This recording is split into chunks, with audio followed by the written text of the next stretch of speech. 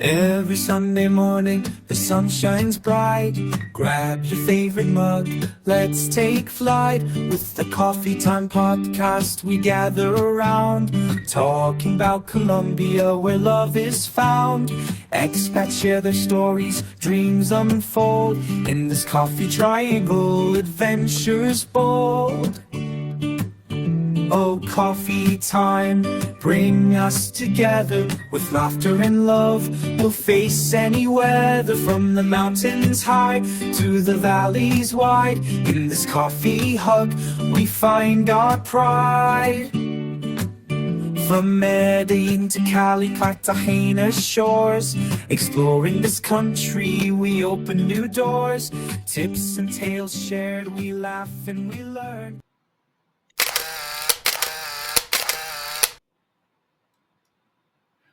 Good morning. Welcome back to the channel, Grand Colombia, and welcome to another Coffee Time live here in Armenia. Let me savor the moment. Coffee.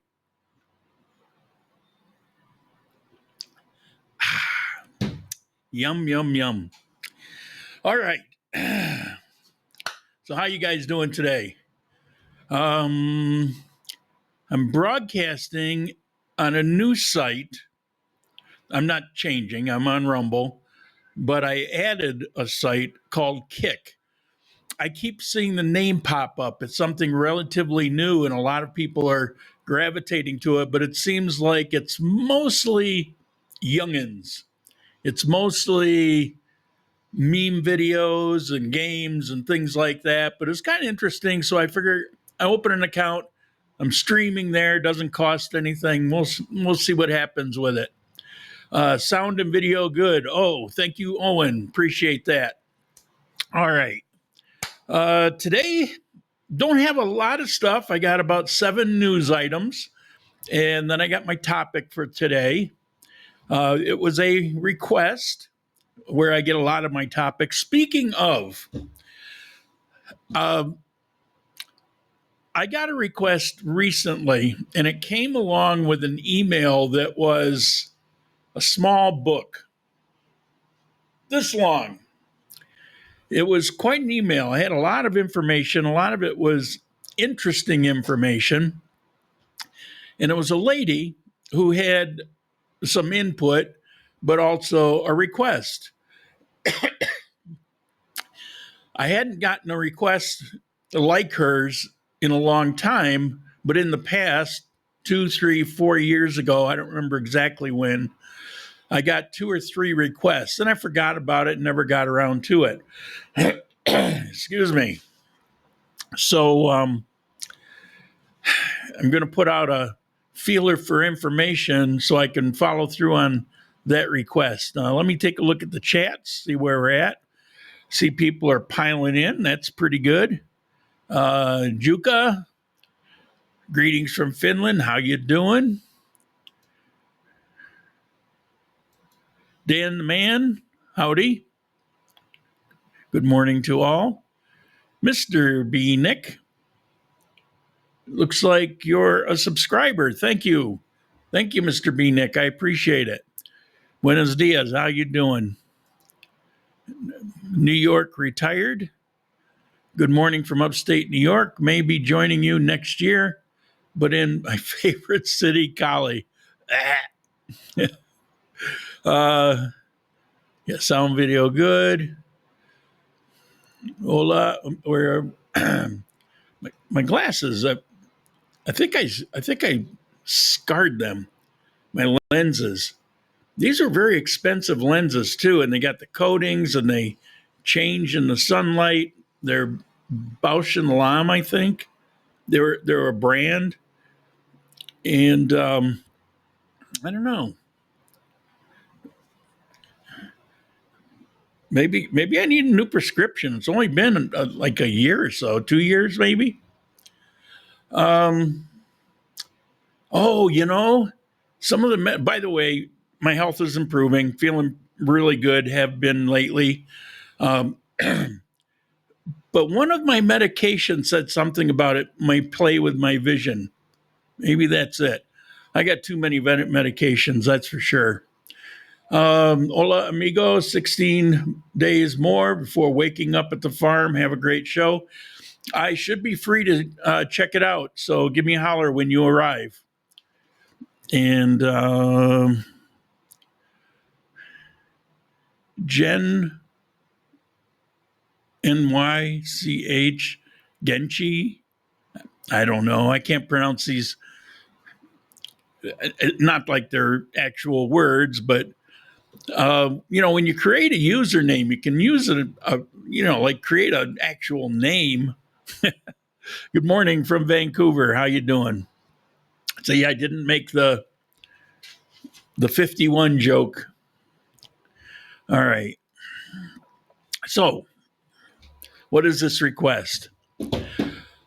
I do all kinds of stuff about expats, and I've got an actual a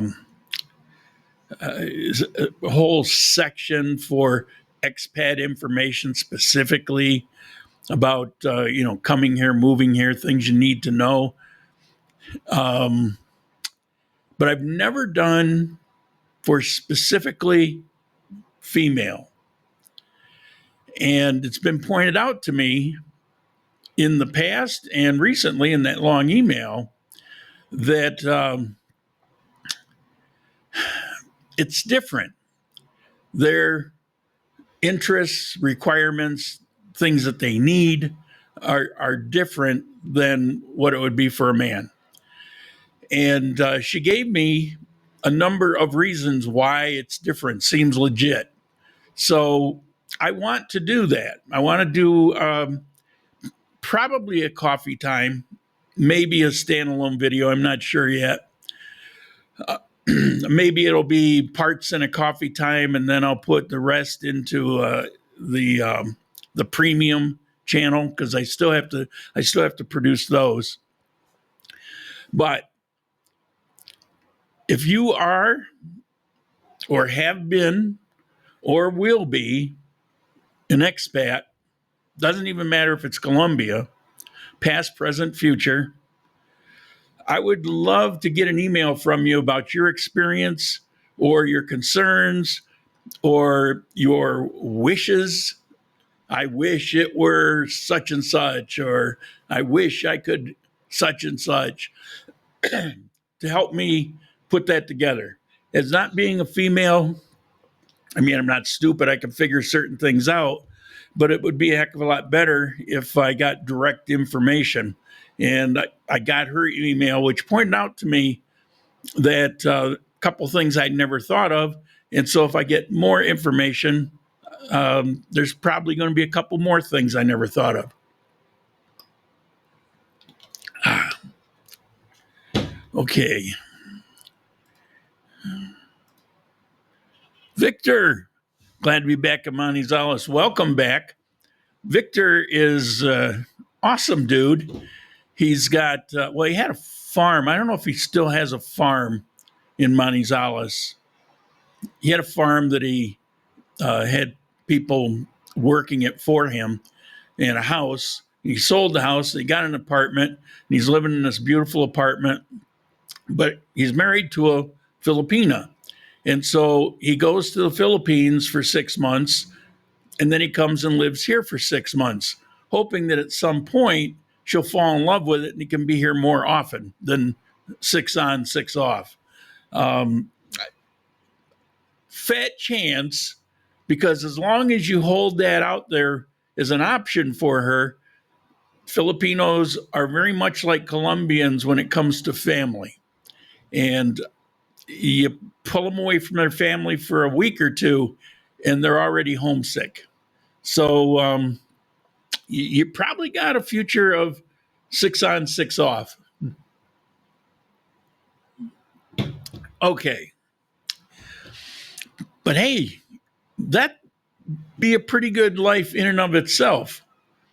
I mean, I spent some time in the Philippines, and it's not my favorite place in the world. There's some good things about it. It's way too hot, way too many mosquitoes. But wait, you say there's some mountain areas that are not so hot. Kind of not. It's true, it's true, but the extreme level of poverty that existed in the Philippines and still does, but when I was there, it bothered me, and I couldn't get past it. There's nothing you can do about it, and you can live and isolate yourself, but it's in the Philippines pretty tough. Here we have poverty, but nowhere near to the level of what you see in the Philippines.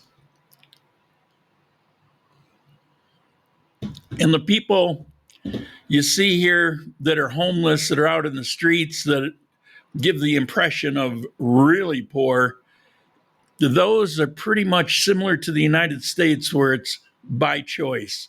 And you say, oh, no, that's a wives' tale. No, they have programs here in Armenia, and they can't get anybody to sign up on it. They're going to lose that funding and lose those programs. And Latabaida has got the same thing going on. They've got homeless that are passing through, decide the people are really nice, and they're staying.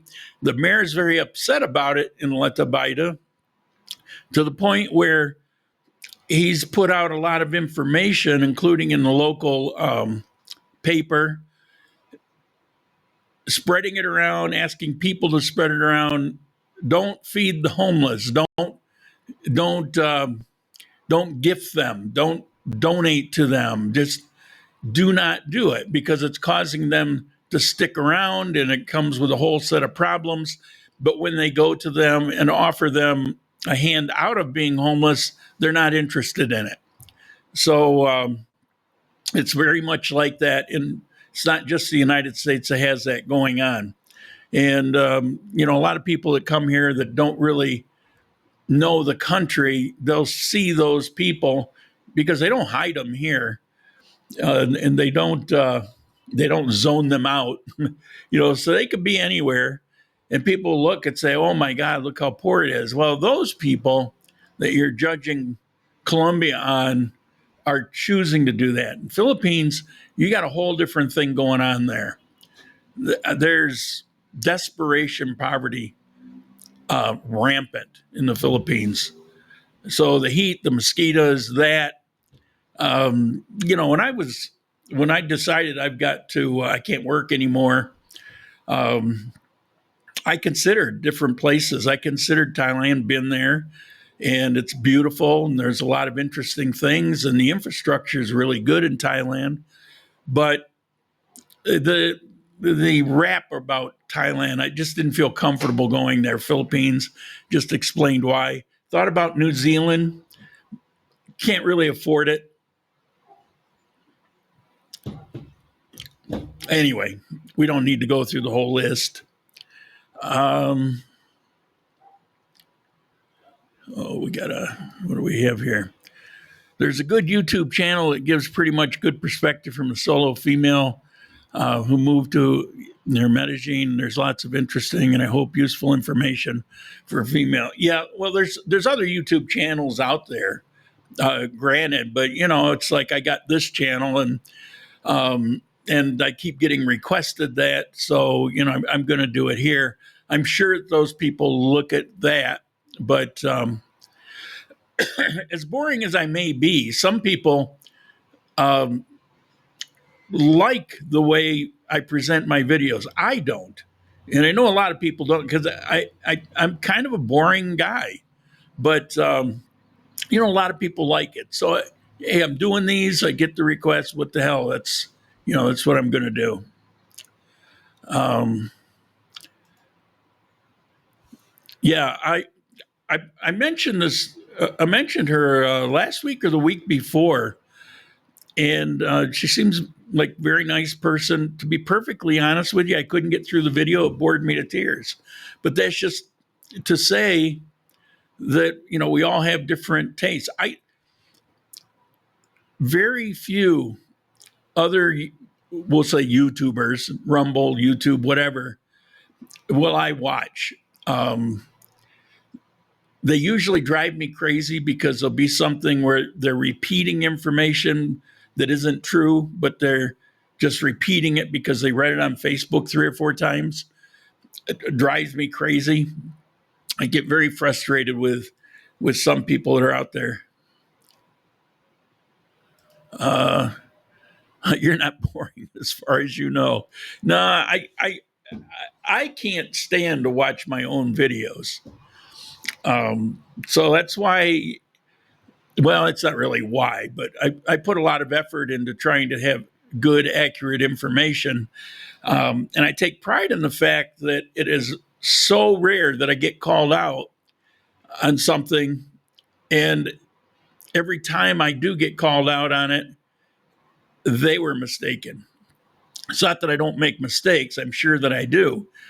But people that watch videos intently just so that they can call you out on it, they haven't been able to yet. So that's, I'm proud of that.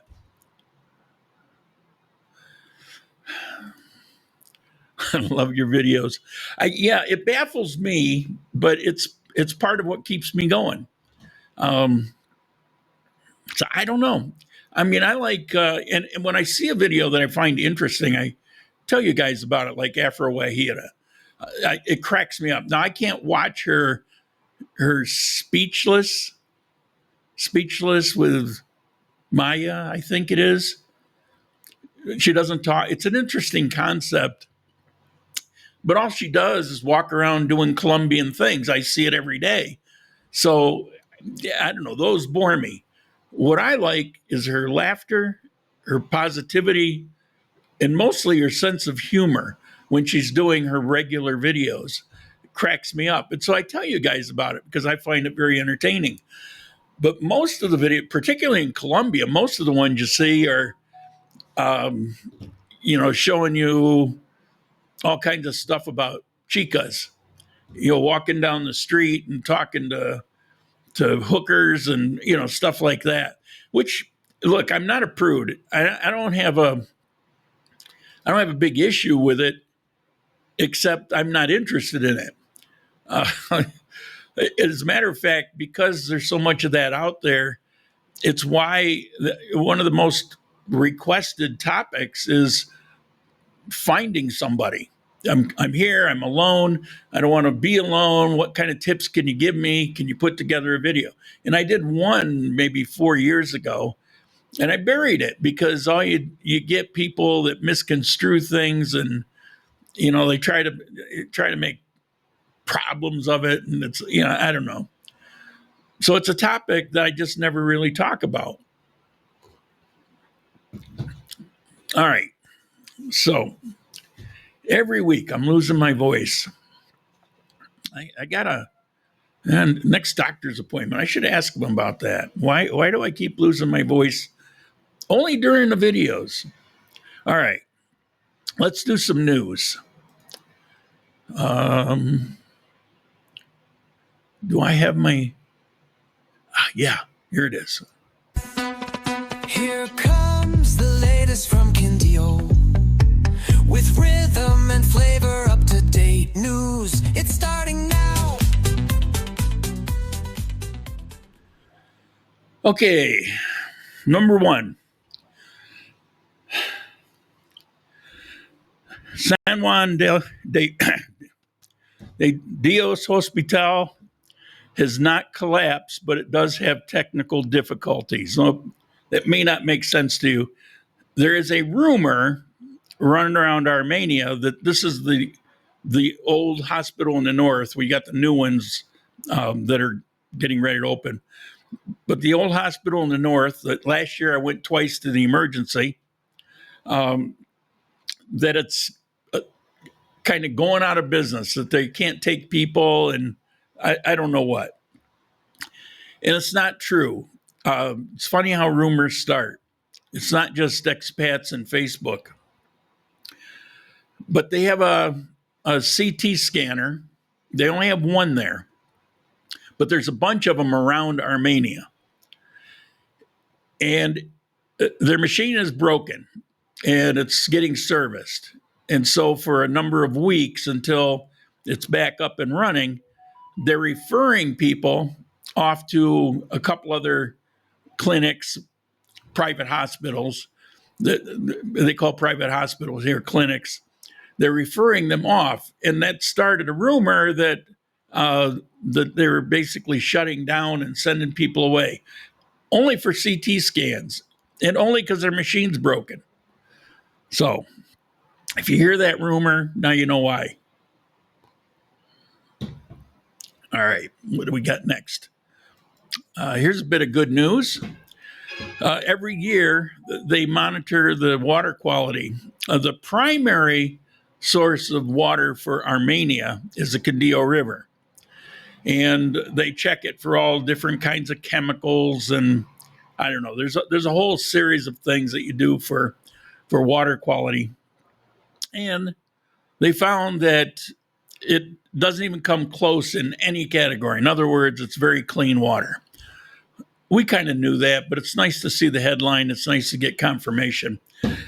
Now, on here, I talk a lot about the love of pets and about the laws that they have in Colombia. First in the world that makes a dog a family member. And whenever something happens, I say this a lot, but here's another example. Every week, there's at least one article about something that's happened in particular to a dog, pets in general, but mostly dogs, that outrages people. Now, this is a headline, and this is from Medellin. Estrella Star was allegedly poisoned by a neighbor, and then the community tried to lynch her. Now, if you can see that picture, that's her red car. And she was swarmed by people in the neighborhood. What happened was this dog got poisoned. The poison was so strong that the dog made it outdoors and a few meters fell over and died. But it was distressed and howling and freaking out prior to that. She was seen live and on videotape taking a red bag over into that house across the street from where she lives. She had no business being there. She took the red bag and then left. And that dog, it had chicken in it. And that dog promptly ate the chicken and then promptly died. And all that information was right there. I mean, people saw and hollered and they swarmed her, and they were gonna string her up because vigilante justice is a real thing here for certain things. And the police came along and stopped them, took her into custody. You know, we'll see what happens, but they've got eyewitness, they got video evidence, so they pretty much know that it's even though it says allegedly. They have the dog at the what do you call it, where they do the autopsies to figure out what kind of poison it was. All right, I've got two stories here very similar. This aquatic complex I've mentioned a few times. I mentioned it before they started. I mentioned it a few weeks ago, talking about how it was going to open, I think, on the 5th. And it's done all of that. But there's a problem. They're very, Colombia is kind of fanatical about paperwork. And there's something about it can't officially open to the public until they receive all paperwork, and some of the paperwork was delayed. I don't know. I don't care. But it's completely 100% done, and it should be open to the public any day. As soon as they say, all right, we're cool with the paperwork. And right next to it is the Multi-Sport Coliseum, which is right near the huge stadium in the south. So this is a huge complex now. Has overcome its biggest obstacle, and it's on its way to opening. It opens middle of September. And let's see.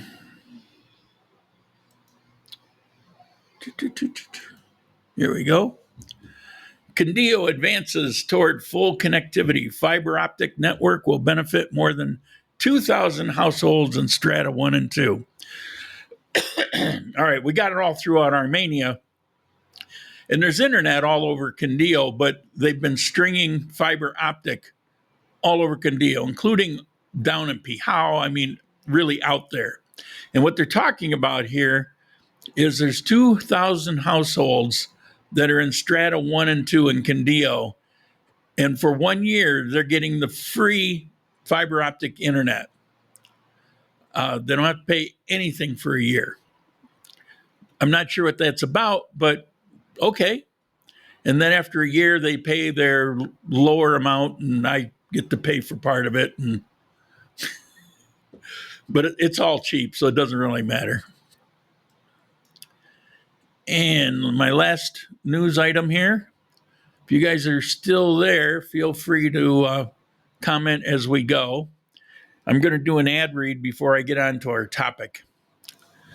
Pihao municipality at peace. Mayor highlights decrease in homicides and tranquility in the urban area. You see there's a circle with a 1 in it, and it says decrease. Pihao and the area around Pihao had 0 homicides, actually. But there's one that mars their record. It was right on the border of Hanova and Pihao, not within the city. And there's some farms there. And there's a woman there that, for whatever reason, has had an ongoing feud with everybody in the area. There's not a single person that the reporter could find that had anything nice to say about this woman. Everybody hates her. Don't know why. And somebody shot her. So that marred the mayor's record. But he's very proud of the fact that, aside from that weird one, but in his town of Pihao, there hasn't been a homicide in over a year. Well, I'm really curious. I mean, she must have been a real Karen, a Colombian Karen. How do you have all the neighbors hate you? Okay. Now we're doing good for time. And let me see if we got any kind of ad reads ready here. It tells me when I should do one. And let me look here. Oh, it's telling me I should wait. Okay. I've got plenty of people to do them. So I don't know. Oh, it just came on. All right. So what are we going to read here? Bear with me here.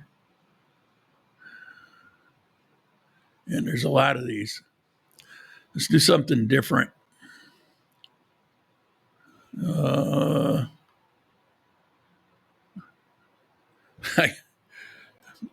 right. Here we go.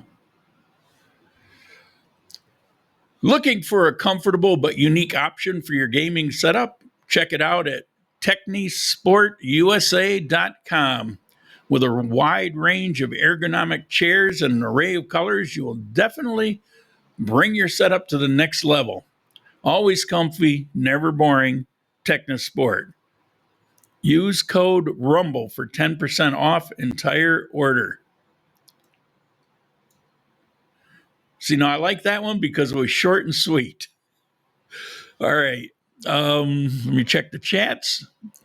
Don't have a new chat, so let's get on with the topic. It was a short little background video here. Whoops. Don't want that. Here we go. And share. Okay. And we'll start it. Okay. Today we're going deep into the heart of Colombia's coffee country. Yes, coffee. But not to the places you've already seen 100 times in travel videos. We're heading to the hidden coffee villages, pueblos, the towns you won't find in glossy brochures, but that hold some of the best coffee, warmest people, and most authentic Colombian experiences anywhere in the country. By the end of this episode, you'll have a list of destinations you can brag about visiting because almost no one else will have been there. I've been trying to change that, and a lot of people around here have been there, and I've taken people there. But in general, I mean, if you're a tourist out in the world and you haven't heard me or my videos, there's a good chance the only thing you know about is Salento. You know, it's got colorful streets and there's coffee tours, and right near it is the Valle de Cocora, which is awesome. You can ride a Jeep. I mean, it's great, but it's busy and sometimes busy as hell. What most people don't realize is just an hour or two away are villages or pueblos like Pijao and Buena Vista and Cordova. Places where the pace is slower, the coffee is world class, and you might be the only foreigner in town. Now, let's start with Quimbaya. This place is a coffee powerhouse. The hills around the town are crowded with fincas producing top quality beans, such as mine. Speaking of,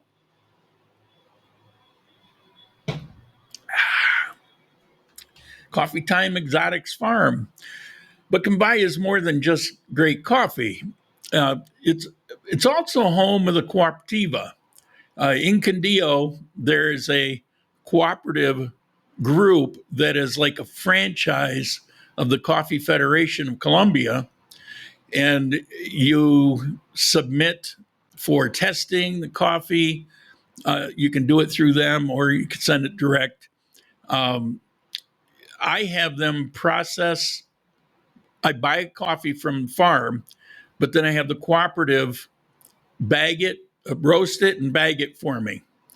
So they can do whatever you want. And because the farm is a member of that cooperative, I don't even have to pay them to do it. So that's pretty awesome. In the mornings, you can watch trucks loaded with burlap sacks of coffee beans rolling into town, and cacao beans. There's a lot of chocolate grown there, cacao. In the evenings, you could smell the sweet aroma of roasting coffee drifting across the streets. Yeah, okay. It's true. You know, when they're doing the roasting, as you're driving in town, you can smell it. It's awesome. Quimbaya is where business meets tradition. It's a small town that keeps the wheels of Quindio's coffee economy turning. Next up, Buena Vista. If you're a coffee purist, this one's going to excite you. In 2023, one of Buena Vista's small farms took home the International Gold Medal for coffee quality, number one, San Alberto, for one of their strains of coffee. Plus, they have this awesome cafe. You climb up the mountain, up over the town, and they've got a cafe that kind of overlooks everything, and it's pretty awesome. It's perched high in the mountains. I mean, I think it's the highest point in all of Quindio, and it's like you're looking out over the world. But that altitude, it's a perfect combination of altitude, rainfall, and volcanic soil for coffee. Now, I'm talking about coffee because I'm maybe a bit obsessed with coffee, but there are other things at all of these places. But, let's talk about coffee. It's coffee time. Now, in the Central Plaza, you can actually have a cup of tinto while looking out over the endless green valleys. And if you're lucky, you might meet the farmers who put Buena Vista on the world coffee map. Now, and I think let me do this video again here. because I think that was a trip to Pihao.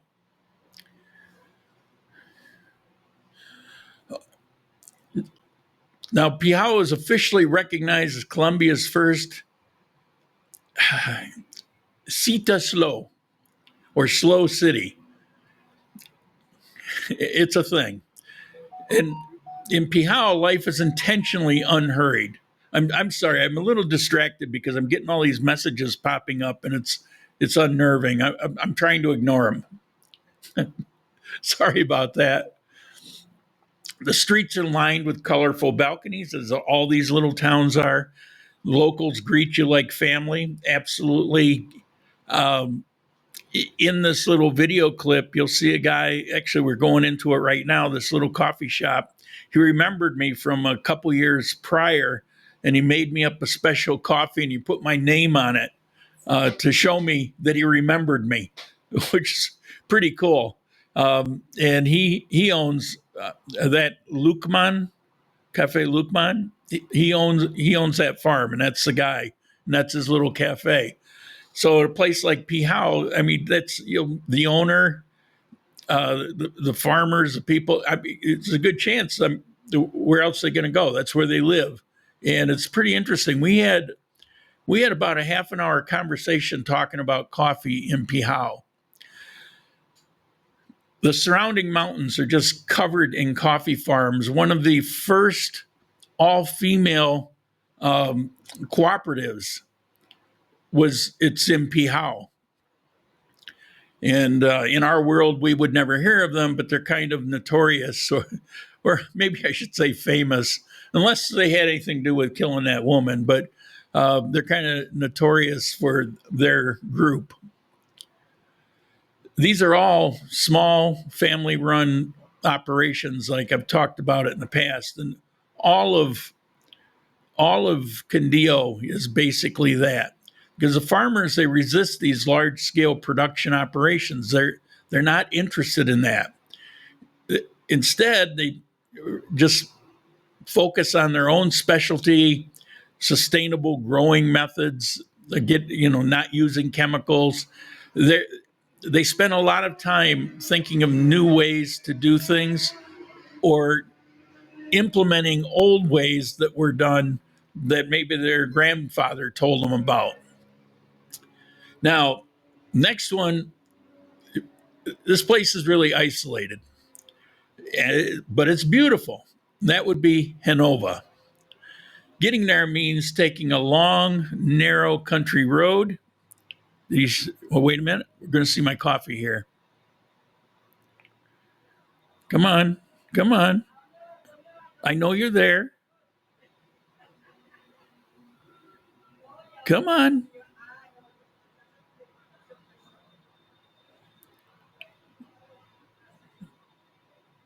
There we go.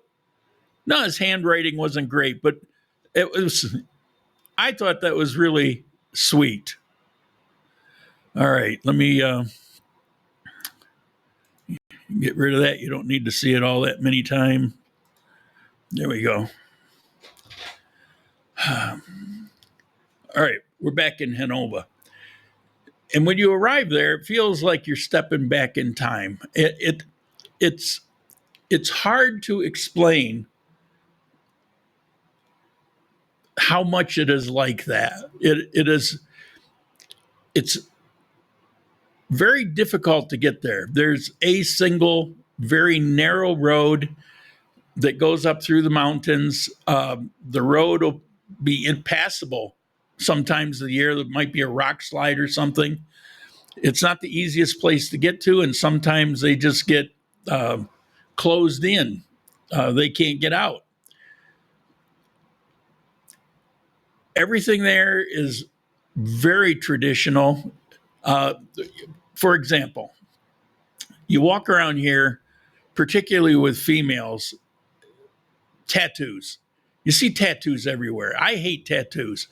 You see them all over. I don't know what, it became a real fashionable thing in the last handful of years here in Colombia for women. And you see all these god-awful tattoos. I don't know what they're thinking, but you go out to Genova they didn't get the memo. And you don't see tattoos out there. It really is stepping back in time. The air's a little bit cooler, the nights are quiet, and coffee's still grown in traditional ways. Just like all of Quindio, it's hand-picked, sun-dried, roasted in small batches. It's the kind of place where strangers wave as you pass by, and the pace of life makes you forget what day it is. No messages. Come on, send me some chats here.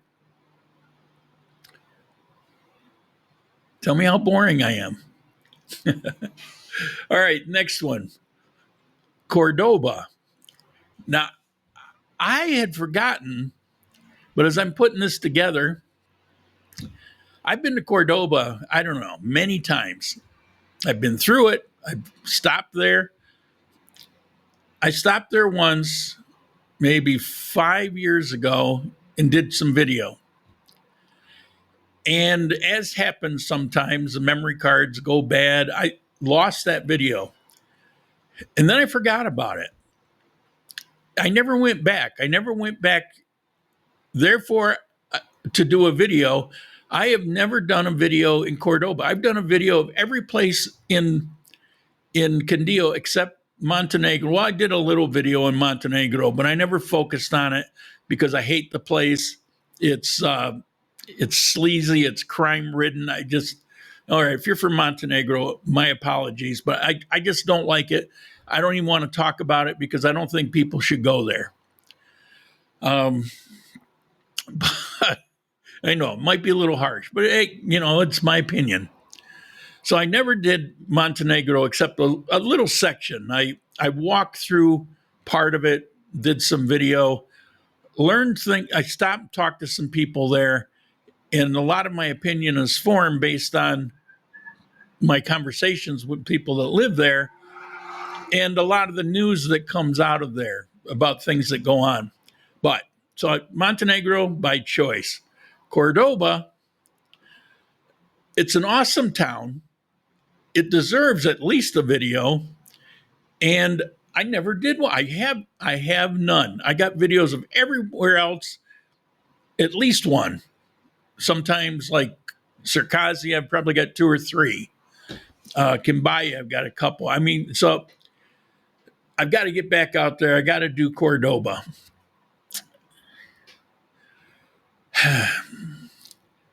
Now, the stretch of road between Calarca and Cordoba is a huge coffee area.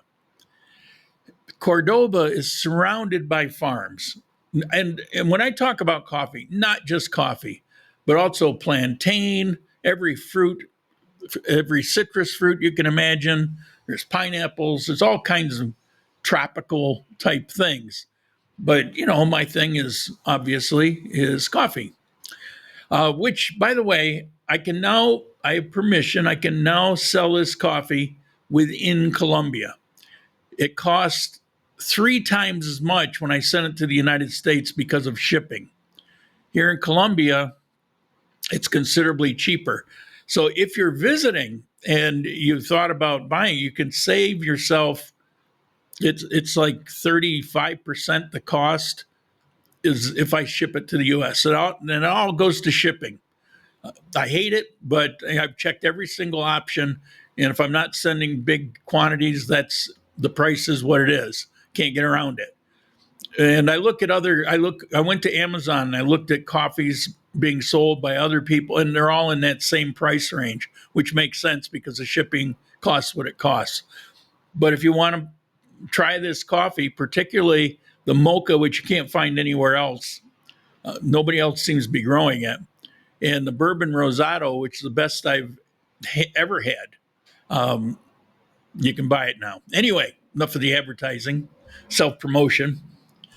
Where was I? Oh, the road from Calarca to Cordoba. My favorite regular coffee is actually grown in Calarca, south of it, on your way to Cordoba. And it's one of the most underrated coffee zones in Quindio. It's a patchwork of hundreds, maybe thousands, I don't know. These small family farms, a lot of small farms grow coffee only for them and their family. They don't really, they primarily don't have these flashy tours. Now, Ray Kuka has a very recommended, I will recommend a touristy coffee tour. They put a lot of effort into it, but it's a touristy thing. I mean, it's like an attraction, but it's so well done, I recommend it. But all these other farms are just farms. And so you got all these farms that don't do that kind of thing. They don't have marketing campaigns, but the coffee's awesome. I mean, the best coffee in Colombia is in Quindio. Now, some people argue, they'll say, well, Caldas, they grow a lot more coffee. Yeah, they grow more, but that's mostly commercial operation. Big machines that go through and shake the plants like they do in Brazil. Quindio is some of the last hand pick bean by bean to make sure that it's just right. Most of these coffees never leave Colombia, like mine. If it wasn't for me, you couldn't get these coffees. So they'll be roasted only for like local cafes and for family. So if you're looking for the soul of Colombian coffee, that whole stretch just might be it. And you could go and look at a farm after farm after farm. They're endless.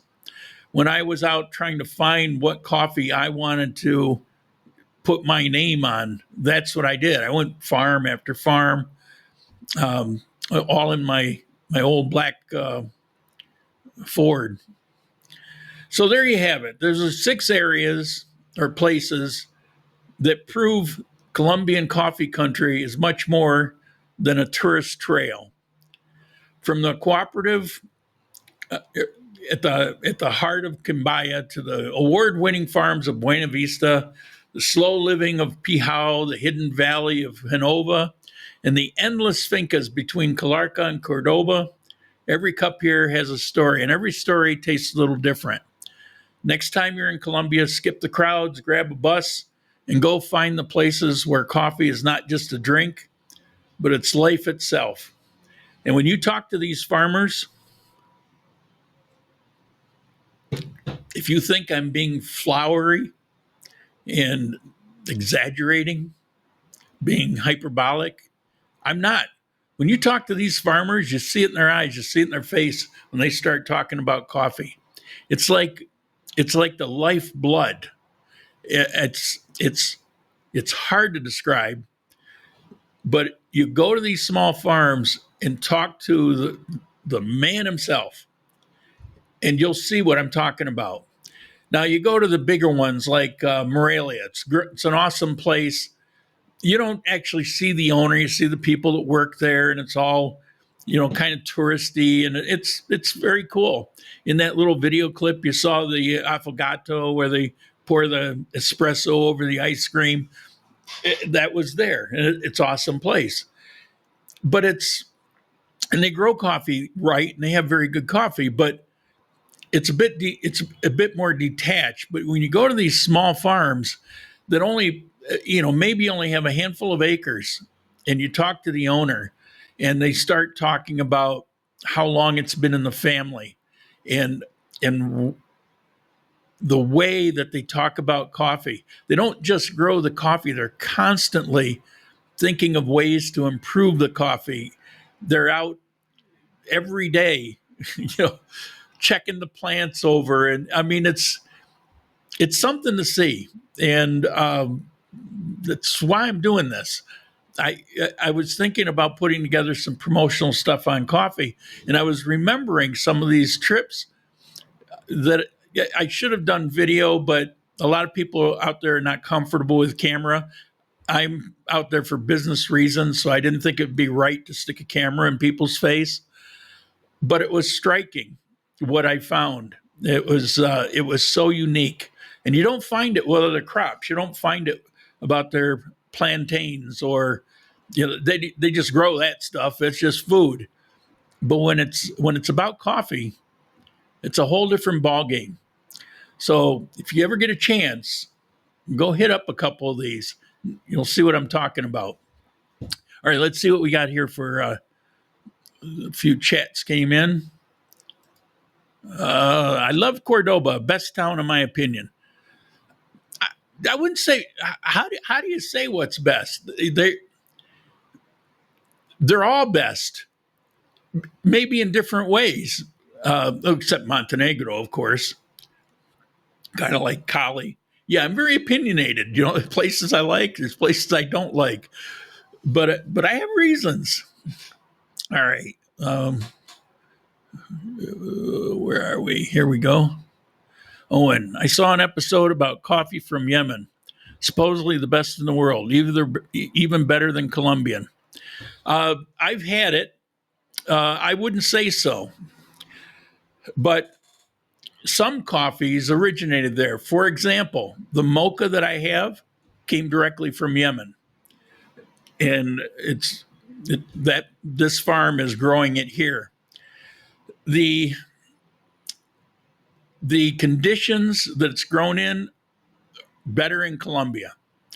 So after a few generations, it's actually improved simply based on the conditions. But the attitude of coffee is also different here. And so that comes into play. So I can't agree with that. And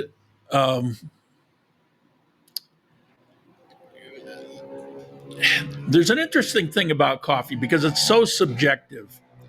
You'll have people that will drink coffee and talk about this is the best coffee I've ever had. Oh, I got this from Costa Rica. It's the best coffee I've ever had. I've never had anything better. This is it. But then if you compare, if you know coffee and you compare that coffee to other coffees, you find out it's like it's swill or it's average or might be a little above average, but there's so much better than that. But most people have a limited experience, and most coffee that's grown in Central and South America, particularly in Colombia, it's hard to find a bad coffee. Brazil, it's easy because they just grow all kinds of crap. But in Colombia, we don't grow Robusto, for example. Vietnam coffee, people rave about that, but that's Robusto coffee. It's kind of nasty. It's very bitter. It's a different type of coffee. But you'll see that where people, and hey, whatever they're happy with is good. If they love that coffee, that's fine. It's not like they're wrong. But if you're trying to objectively measure the coffee, there's actually grading scales of coffee as you learn to the differences of coffee when you're doing the tasting, when it's in a laboratory. When you take all of these things into account, it becomes more and more objective. And you get to learn what good coffee is and what I thought I had a pretty good understanding, like an average understanding, when I started visiting these farms. But as I would get these samples and I would come back and I would learn more and I would look at lab reports and things like that, it really elevated my knowledge. I needed to know that I was actually selling what I'm telling people, not just based on my subjective opinion, but is there an actual basis for it? When I say that this is the best bourbon rosado I ever had, that's a very subjective statement. But when you get back your lab results and find out that it scores better than any around, then you realize, well, it's not just my subjective opinion, but it becomes objective. So the coffee that you're talking about, I'm not shooting it down because I love mocha, and mocha originated in Yemen. There's other coffees, bourbon rosado or bourbon in general, originated in an island in the Indian Ocean, from varieties. So, people play with the varieties and they come up with something new. And that was, it was originally through the French. And they have notably different characteristics.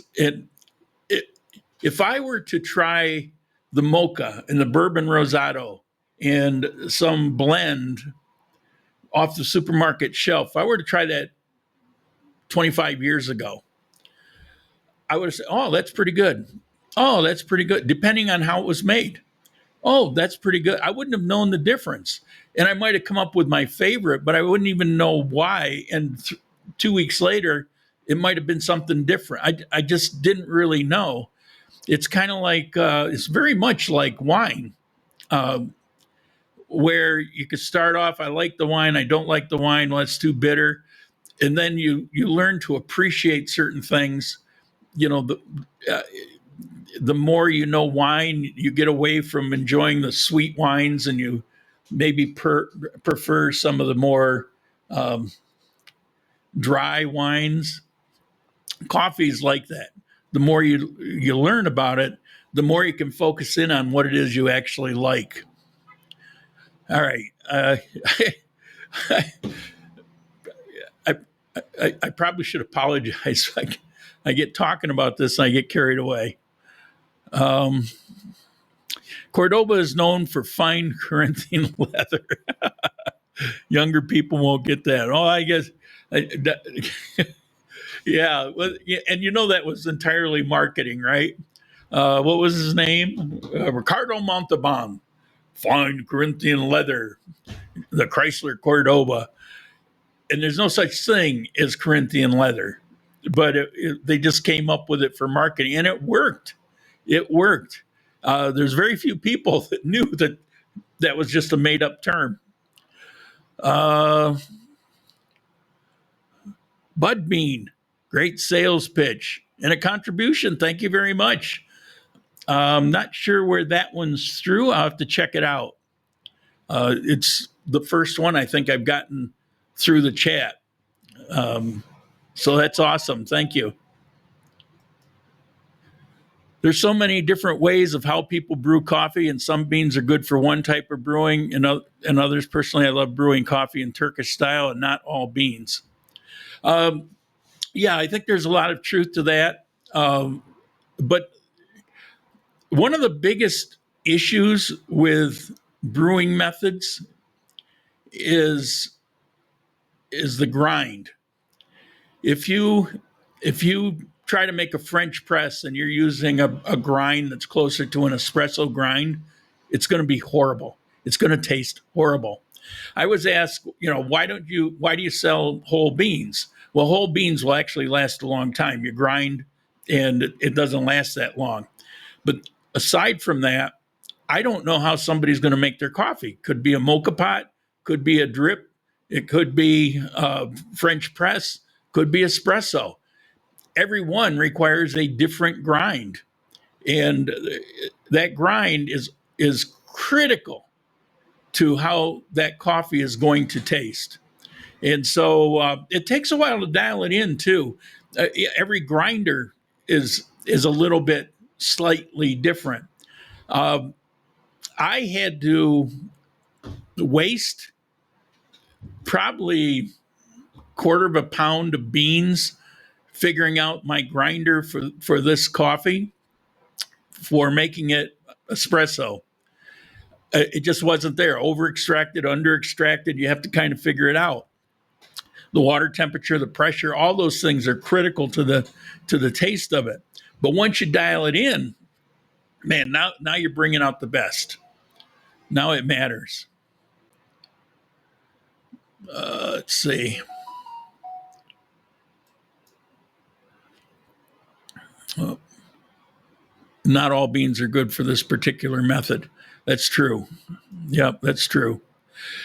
It's not that they're bad. It's that the characteristics of certain beans don't match what you're trying to get. So if you like Turkish coffee, which is going to be a thicker, full body, heavier, darker roast style, and you try to take a medium light that tends to be a light sweet coffee, like a geisha, and you try to do that Turkish, it's not that it's not going to taste, it'll still taste good if it's prepared properly, but it won't have necessarily the flavor characteristics you're looking for.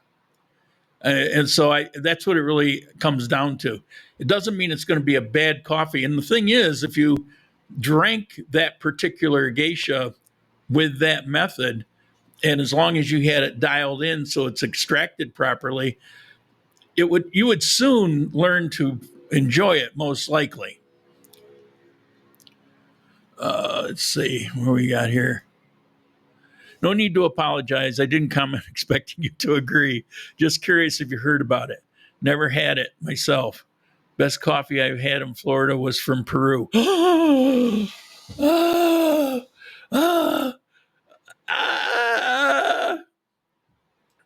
know, they pee on all their coffee.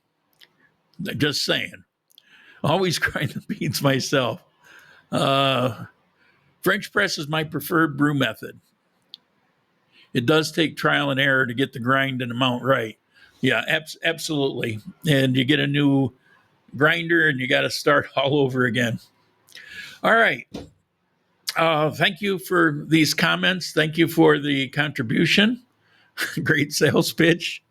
Yeah, you can tell where my head's at this week. After the heart attacks and the couple operations and all that, my mind wasn't on it at all. And I do get passionate about it. And some other things happened this week. Some coffees I discovered near Circassia.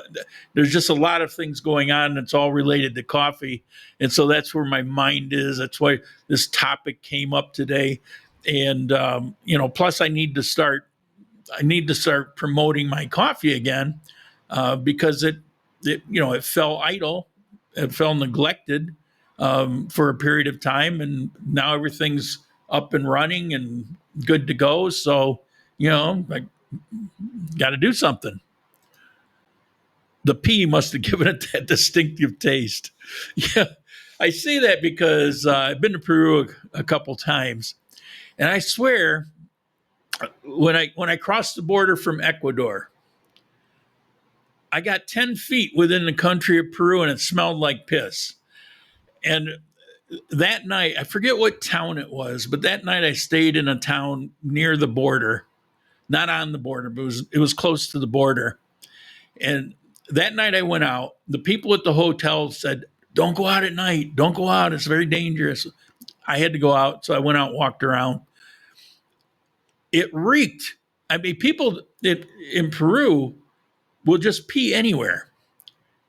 They did that. They used to do that in Ecuador, and they passed some laws. And fortunately, in the last, 10, 12 years, it kind of went away. Prior to that, they just pee wherever they want to. They still do that in Peru. And you go to, there's a lot of places you can go in Peru. It just smells like a toilet. I'm not a fan of it at all. And I'm not really a fan. They're not known for coffee. I'm not a fan of it. That doesn't mean that they can't have, farm if they really care and they have the right original crops and they do it the right way. There's conditions in certain areas of Peru that could produce very good coffee. It's just that they've been doing it here forever. And so they're just light years ahead of most everywhere else. You have things that spring up, like there's a YouTube couple that started a coffee company in Panama, and they've become very famous, and they become, from what I understand, pretty wealthy off of the coffee. Except it's very good coffee, but there's much better coffee, just not as promoted in the same way.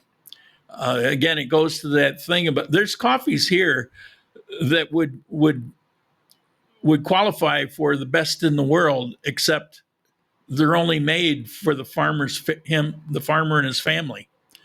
Nobody knows about it. And when I brought this mocha and bourbon rosado, and I have actually another type, but it's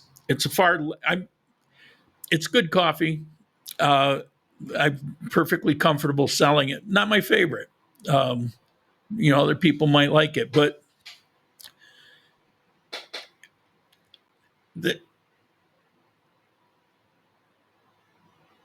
nobody watching this channel, unless they got it from me, has ever had this coffee, because they don't promote it, they don't export it. It's they sell it in a cooperative, and it goes in with a bunch of other coffee. Even though they spend the time perfecting it, they do it for themselves. And it's like, what? You're taking mocha and you're blending it with something it's crazy. This is such a rare coffee. I mean, you pretty much got to go to Yemen to get this coffee, and and they got a war going on there. But I mean, it's just how it is here. People just spend generations perfecting and experimenting.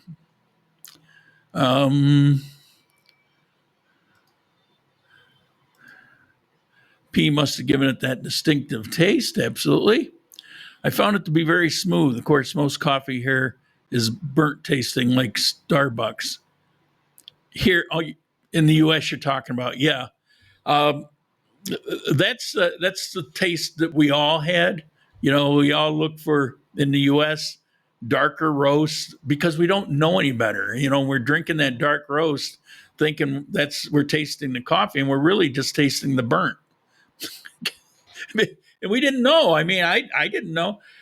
I couldn't drink that coffee today because I've learned something else. But that's, a lot of people think Starbucks is this great coffee, and it's horrible. This is the coffeeest coffee time I can remember. Yeah, I know. Guess Lauren didn't get the new fiber optic nets. Believe it or not, there's actually talk here in Florida about getting into the coffee growing business. You couldn't grow it. The only coffee you could grow anywhere in Florida would be Robusto, which there's a reason.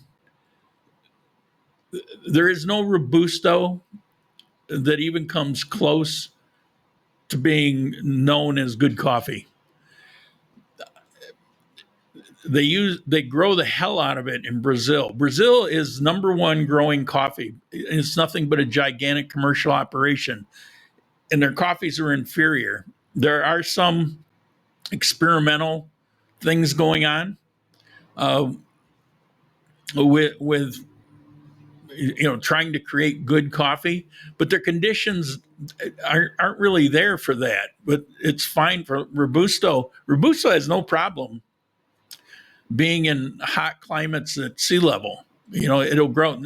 This coffee won't grow there. It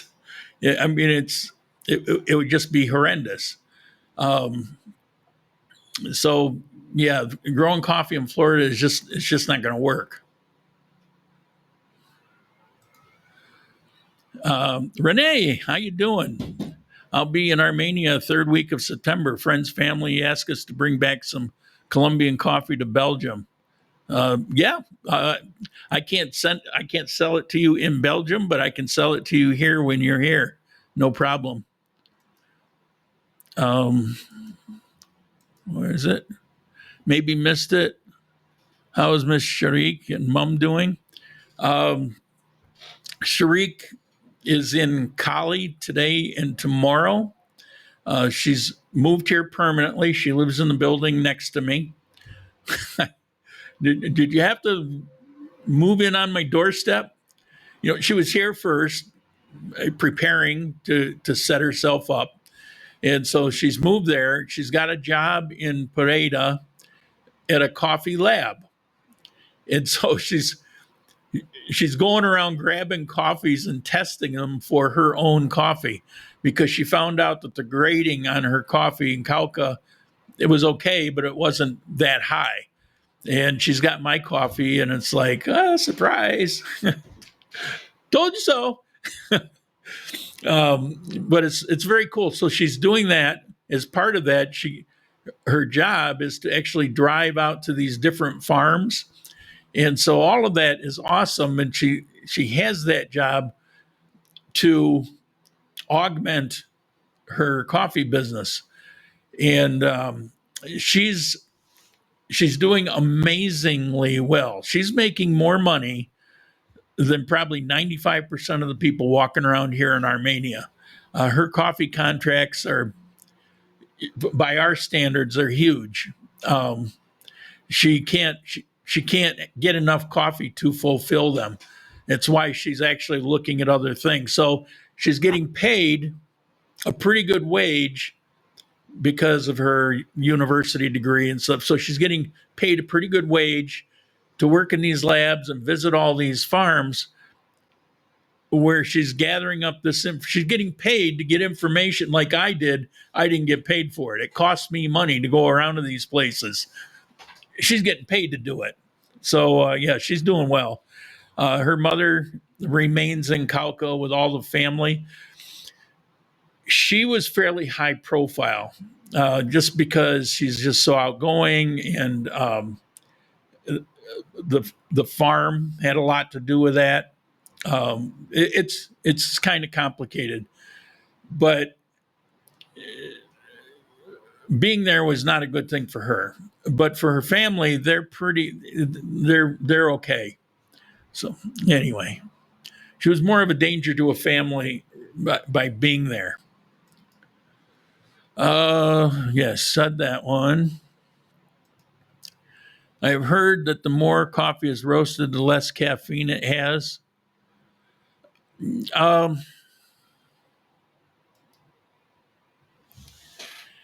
It almost doesn't matter here. Our coffee, it's not hugely. There's not a huge amount of caffeine in Colombian coffee. If all you're looking for is caffeine, then you're better off with like Robusto, for example, has at least double the caffeine of the Arabica beans here in Colombia. One of the popular things in blends is to blend a little Robusto into it, because they know that there's certain characteristics people think that make coffee good. A certain amount of bitterness. If you don't have bitterness in the coffee, it's probably not good. Well, that's not true. But there are people that think that. Starbucks buys and makes coffee that fits this kind of criteria. Also, when you pour the espresso, you get that crema, that little foamy light color. There are people that think the more of that you get, the higher quality it is. Robusto provides a lot of crema. So if you take your coffee beans and you throw in some Robusto coffee beans with some, and maybe you roasted maybe a medium dark, you're going to get those kind of characteristics that people think make good coffee, but it's not. That blend is created to appease people that didn't really know any better.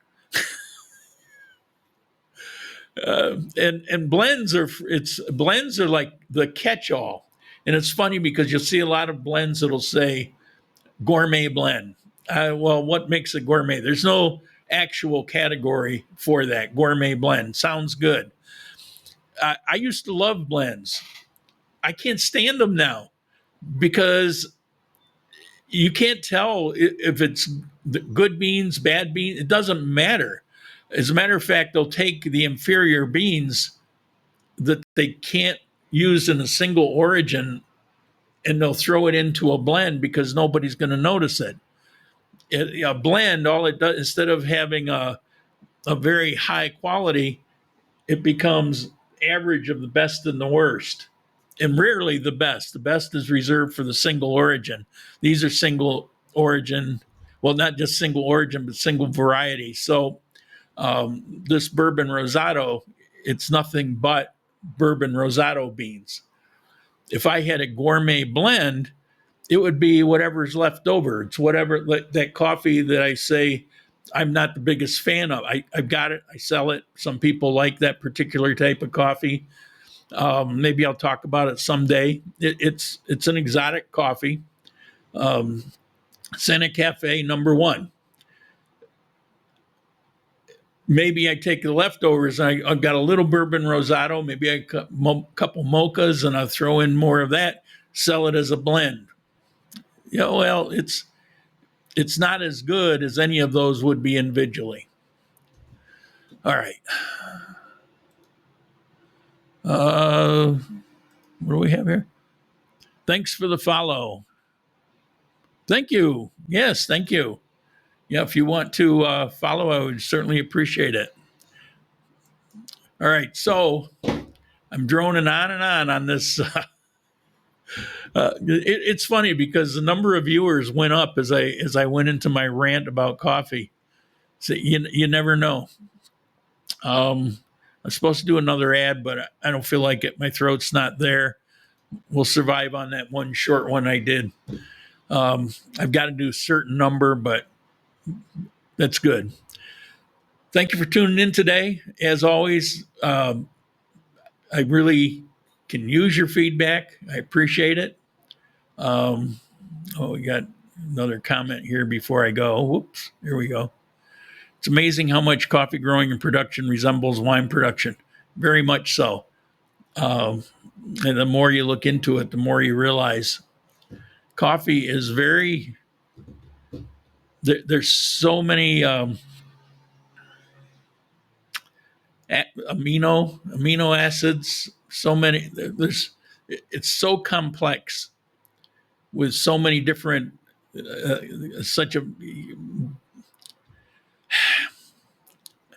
I don't know. I took my medicine not long ago, and sometimes it scrambles my brain. I'm grasping for words, and that's why. It's direct result of drugs, but it's legal, doctor-administered drugs. I'll be out of it in an hour or so. For a while, I thought I was getting Alzheimer's. Then I look up all the side effects of the drugs, and okay. Well, that explains it, because that's what I'm experiencing. All right, anyway, it's time to end it. We've gone long over. Here we go.